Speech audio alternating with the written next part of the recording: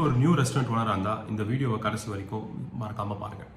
Point number 1, launch அப்படிங்கிறதோட advertisement budget ஹெவியாக இருக்கணும்.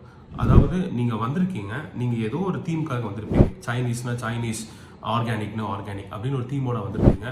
அந்த தீமுக்கு ஒரு ப்ராப்பரான கொலாட்ரல் ஷூட் பண்ணி அந்த ஏரியாவுக்கு ஒரு ஆட் ரன் பண்ணணும்.